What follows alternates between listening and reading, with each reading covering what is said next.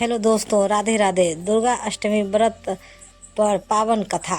नवरात्रि के 8वें दिन माँ दुर्गा की 8वीं शक्ति महागौरी का पूजन किया जाता है।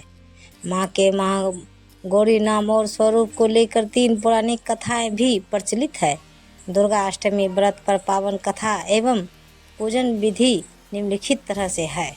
दुर्गा अष्टमी व्रत कथा के अनुसार देवी सती ने पार्वती रूप में भगवान शिव को पति रूप में प्राप्त करने के लिए कठोर तपस्या की थी। एक बार भगवान भोलेनाथ ने पार्वती जी को देखकर कुछ कह दिया, जिससे देवी का मन आहत हो गया और पार्वती जी तपस्या में लीन हो गई। इस प्रकार वर्षों तक कठोर तपस्या करने के बाद जब पार्वती नहीं आई तो उनको खोजते हुए भगवान शिव उनके पास पहुँचे। वहां पहुंचकर मां पार्वती को देखकर भगवान शिव आश्चर्यचकित रह गए। पार्वती जी का रंग अत्यंत ओजपूर्ण था। उनकी छठा चांदनी के समान श्वेत कुंद के फूल के समान धवल दिखाई पड़ रही थी। उनके वस्त्र और आभूषण से प्रसन्न होकर भगवान शिव ने देवी उमा को गौर वर्ण का वरदान दिया।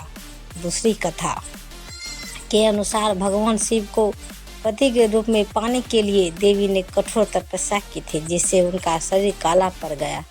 देवी की तपस्या से प्रसन्न होकर भगवान उन्हें स्वीकार कर लेते हैं और शिव जी उनके शरीर को गंगा जल से धोते हैं। तब देवी अत्यंत गौरवर्ण की हो जाती है और तभी से इनका नाम गौरी पड़ा था। महागौरी रूप में देवी करुणामय, स्नेहमय, शांत और मृदंग दिखती है। देवी के इस रूप की प्रार्थना करते हुए देव और ऋषिगण कहते हैं, सर्व मंगलम मंगलम शिवे सर्वदा साधिके शरण्य अम्बिके गौरी नारायण नमस्ते नमस्ते।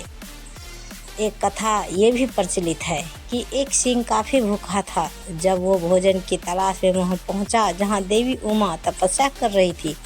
देवी को देखकर सिंह की भूख और बढ़ गई, परंतु वह देवी की तपस्या से उठने का इंतजार करते हुए वहीं बैठ गया।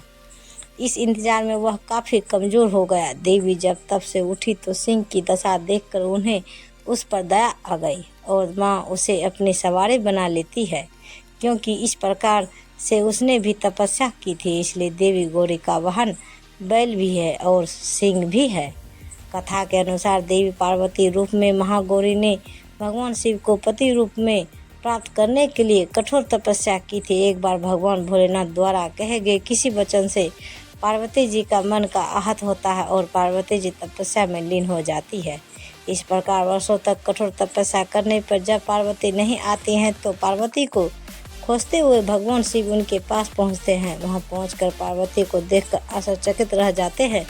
पार्वती जी का रंग अत्यंत ओजपूर्ण होता है। उनकी छठा चांदनी के समान श्वेत और कुंद के फूल के समान धवल दिखाई पड़ती है। उनके वस्त्र और आभूषण से प्रसन्न होकर देवी उमा को गौर वर्ण का वरदान देते हैं और वह महागौरी कहलाती है। पूजन विधि।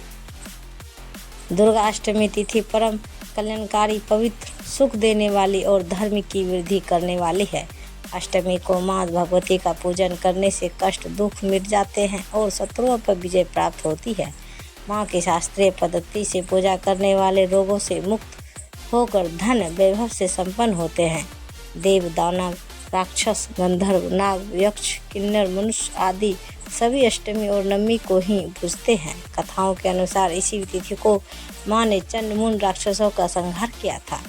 महाअष्टमी के दिन माता महागौरी का पूजा की जाती है। महाअष्टमी के दिन स्नान के बाद माँ दुर्गा का षोडशोपचार पूजन करें। महाअष्टमी के दिन माँ दुर्गा के 9 रूपों की पूजा होती है, इसलिए इस दिन मिट्टी के 9 कलश रखे जाते हैं और देवी दुर्गा को 9 रूपों का धन का उनका आह्वान किया जाता है। अष्टमी के दिन का कुल देवी की पूजा के साथ ही माँ काली, दक्षिण काली, भद्रकाली और महाकाली की भी आराधना की जाती है। अष्टमी माता को नारियल का भोग लगा सकते हैं, लेकिन इस दिन नारियल खाना निषेध है, क्योंकि इसके खाने से बुद्धि का नाश होता है। माता महागौरी अन्नपूर्णा का रूप है। इस दिन माता अन्नपूर्णा की भी पूजा होती है, इसलिए अष्टमी के दिन कन्या भोज और ब्राह्मणों को भोजन कराया जाता है। तो एक खीर, 2 मालपुए, 3 मीठा हलवा, 4 पूरन पोली, 5 केले, 6 नारियल, 7 मिष्ठान, 8 घेवर, 9 में घी शहद और 10 तिल और गुड़ माता को अर्पित करें। यदि अष्टमी को पार न कर रहे हैं तो विधि प्रकार से महागौरी का पूजन कर भजन कीर्तन नृत्य उत्सव मनाना चाहिए। विविध प्रकार से पूजा हवन कर 9 कन्याओं को भोजन खिलाना चाहिए।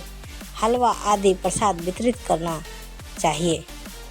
तो ये कहानी आपको कैसे लगे हमें कमेंट में ज़रूर बताएं और ऐसे ही वीडियो देखने के लिए हमारे चैनल को सब्सक्राइब करें और वीडियो को लाइक ज़रूर कर दें।